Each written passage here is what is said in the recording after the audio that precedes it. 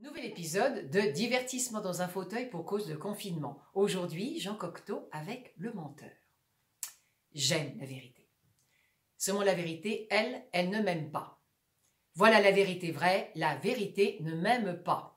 Quand je la dis, elle change de figure et se retourne contre moi. J'ai l'air de mentir et tout le monde me regarde de travers.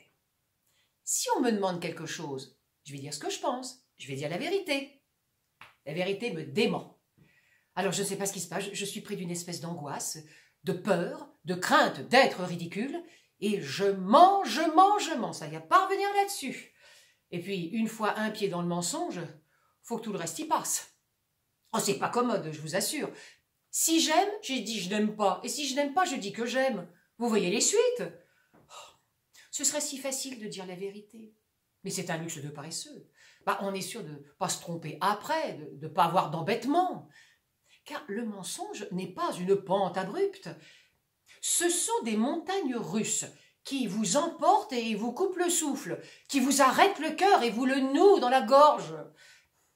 S'il m'arrive de dire la vérité, une fois, par hasard, par erreur ou par surprise, alors elle se retourne, elle se recroqueville, elle se ratatine, elle change de figure et devient mensonge. Tous les détails se liguent contre moi et tout prouve que j'ai menti. Oh non, mais j'ai beau me sermonner, me regarder dans la glace et me dire « tu ne mentiras plus, tu ne mentiras plus », eh ben je mens.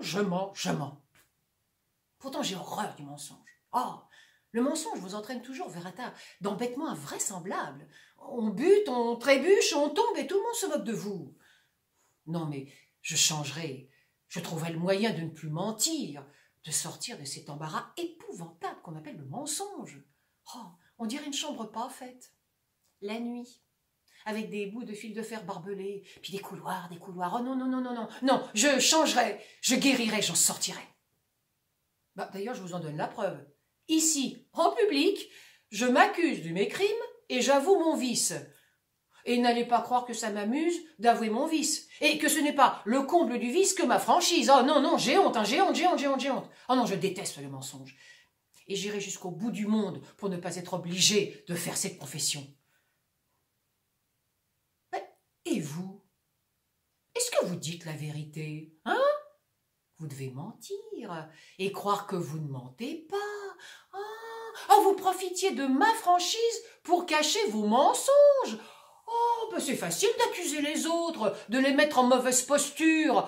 Oh, vous dites que je mens et vous mentez. Oh, alors ça c'est merveilleux. Je ne mens jamais. Vous m'entendez? Jamais. Enfin, si je mens, c'est pour arranger les choses, pour éviter un drame, pour éviter des ennuis. De pieux mensonges, quoi. Évidemment, faut mentir. Mentir un petit peu, enfin mentir de temps à autre, quoi. Parce que d'ailleurs, le mensonge, mais c'est merveilleux, le mensonge. Dites, imaginez un monde irréel et y faire croire. Mentir. La vérité a son poids lourd. Mensonge, vérité, les deux se valent. Quoique le mensonge l'emporte, bien que je ne mente jamais. Pardon? Ah oui, j'ai menti en disant que je mentais.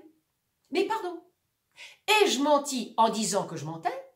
Ou ai-je menti en disant que je ne mentais pas? Moi je ne sais plus. Le diable m'emporte et je m'embrouille, moi. Enfin, suis-je un menteur, je vous le demande? Non, je suis plutôt un mensonge. Je suis un mensonge qui dit toujours la vérité. Nouvel épisode bientôt.